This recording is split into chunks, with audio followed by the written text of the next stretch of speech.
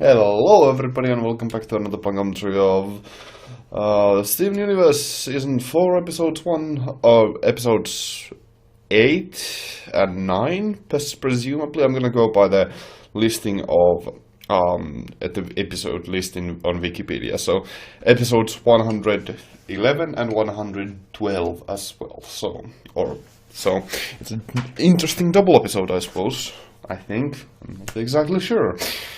At least, like, that's how it's marked as, so it's gonna be interesting. Gem Harvest. Oh shoot, I haven't even thought about that name. That is hopefully as dark as the images that are popping in my head. Because the show is very good when it does absurd, dark things. It's pretty good with its macabre imagery, so that's what I'm hoping for. Let's get on with the show and see whether this double episode lives up to the hype. I don't know how it goes together. Well, that's it, actually. The music... yeah, I know, already pausing. Why do I have this habit of pausing after the first 15 seconds? But the first impression of the episode is always important, so I suppose that's kind of a good thing. I don't know. Anyway... while this actually gives off a rather darker feeling of the show already, or the episode, there's something odd about this, and that's actually the music direction this time around, which is quite odd, because the music direction usually has been rather good and consistent, but now it's far more calming music than anything else, and that feels off. It definitely makes something it feel like it's off. Now, I know it's too early to judge, literally. It's too early, it's 15 seconds.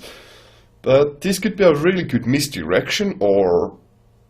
I'm hoping that this is just a misdirection that with the calming, peaceful music, so that there's gonna be a big switcheroo here in the few moments. Because otherwise this music actually just feels rather misplaced. Well, actually... It feels like this kind of calming music is kind of off place. But if this is actually gonna be a bit of a calmer episode, it could be actually good. If it's not gonna be a calmer episode, it could be a clever switcheroo. What I'm saying here is that this is a kind of a catch 2020 and they have won no matter what. God damn it. I've talked myself out of this. Let's continue. Wow. When you told it to, did you? Frankly, that wouldn't be the most surprising thing about the show. We have seen walking melons. We have seen sentient watermelons. So, you know, walking corn, Night of the Living Corn, that wouldn't be too surprising. That's still rather interesting. Actually kind of adorable. Also, a berry that can grow gems. I never thought about that. Okay. That seems like an important detail not to have thought about. That's not how vegetables work.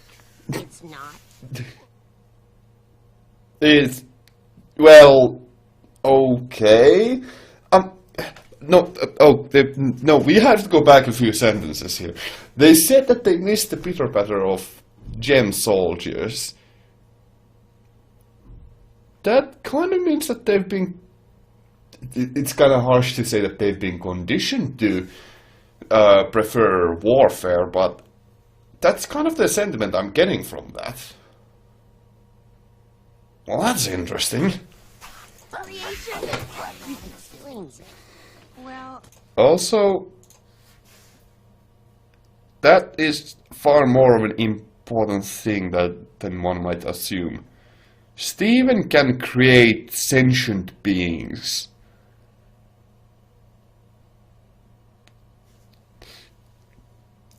That's really an important thing. I mean, we knew this, but so easily, it's kind of ridiculous to think about it. Like, Steven can create an army by himself now. Without a doubt. Not sure how effective of an army, but let's continue. I'm stalling far too long here. We made this one. It's first we make them out. Yeah. Then we make 2 eyes. Okay, so about that music direction, I'ma take that insult back. Damn, okay. Looking pretty good. You know what? I almost forgot a really important step. Oh no, oh god. You have to hollow it out. Fools, I know what you are. You're hippies! I heard of...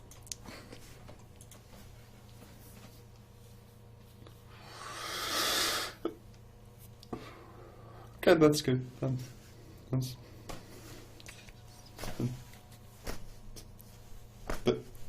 good. That's good. Why you on AM radio? What are you doing? Coming in... Yeah. Well, it's. I know I'm talking a lot, but there's so many things to comment on now. All of a sudden, I was actually thinking about the original owner of the barn. Like, why hasn't that come into play yet? And that's a pretty good thing to get an answer to now. A+ for the show so far.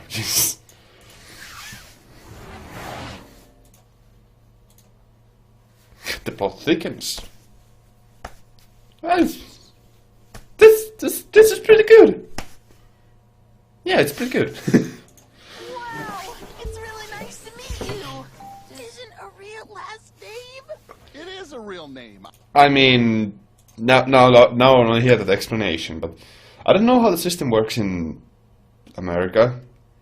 I mean, that's gonna be the closest closest comparison in this, but like in Finland, at the very least, it's rather easy to change your last name, and actually your first name as well.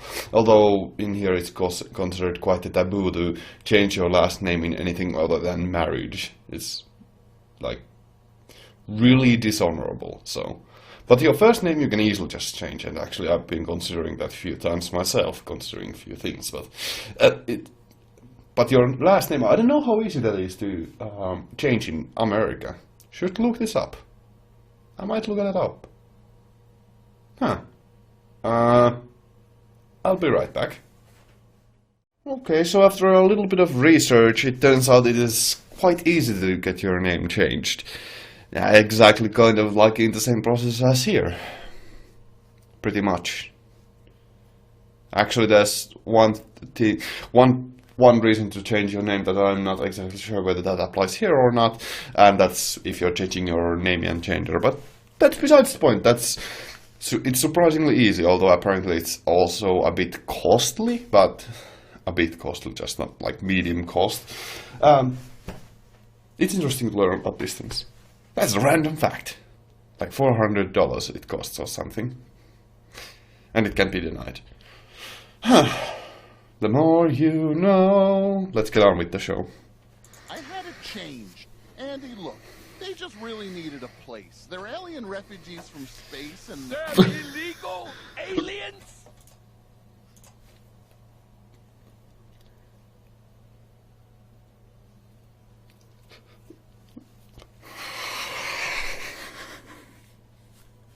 Fucking hell. I walked right into that one, huh? It's such an obvious joke, but I didn't see that coming. What? You couldn't even marry an American? What does that matter? I'll get you a stick of pepperoni for your birthday. Okay. Let's turn it down to around 2,000 degrees for now. Oh, well, that's one way to cook a meal. Or burn it. And the whole family. Sounds handy. I like the propeller on it. It's like it's handy. Sure I can't help you with anything? It's okay. Well, rather apparently the pumpkin dog doesn't really appreciate other vegetables being slaughtered, which is understandable to be honest, but okay. I mean, I understand why it doesn't like pumpkins being slaughtered, but other other vegetables, not so much. That's a bit odd, I must say. Oh well. Hey, Uncle Andy and I got it. Your Whoa. answer back. So, Andy, we heard you like... Okay, so there's something odd with that moment. Something that I specifically want to talk about, and that is that fact that it does seem... You know, this is going to be a minor complaint about the show, so don't take this too negatively, but it seems like the direction is a bit misguided, because the show can do a lot of good, subtle moments, but it can mess up with its dialogue quite a bit. And this was actually pointed out quite a lot, that since the show has moved into a more dialogue-heavy format, it has lost a lot of its subtlety and a lot of its more interesting theming and better aspects to it. And that previous scene actually very well showcased that, because at first when Andy was talking, it had a bit more of the subtlety side to it, but the final line there kind of broke that subtlety there, and that kind of made it a bit too obvious, whereas his facial expression on the animation side of things was more than adequate enough. It's just... I want the show to keep being subtle, because that's when it is at its best. So I just hope that it tries to do more of that, because that's pretty good to witness. Let's continue. Like marriage, so we thought, why don't we all marry each other? I like 3 bottles of cooking oil earlier. That's, all right. That's what we forgot. More cooking oil. In the shop?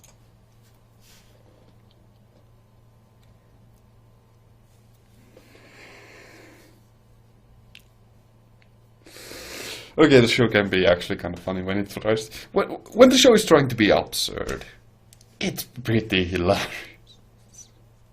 Okay. Shopping cart? We should have taken it. You can have it. The barn. It's yours. Okay. Did we do something wrong? I thought I said something really sentimental. That is... Honestly, I kind of do agree with her. She did say quite a good... This is... It's ending sentiment that she had was quite good, so... Now, once again, I must praise the show when it is being subtle. Not exactly the most subtle that it could be, it's rather evident what's going on, but still, it's not flat out told, and, you know, that's pretty good at using imagery instead of dialogue. And that's good. When the show does this is when it's at its best. The show does imagery quite well, so... No! Wait, he can't leave? Andy! I love that we both eat cake! Wait, couldn't Steven just make himself floatier? Like, weightless? He could possibly even lift the plane up. Though I don't know exactly how it works, so let's not go into that. What? And you...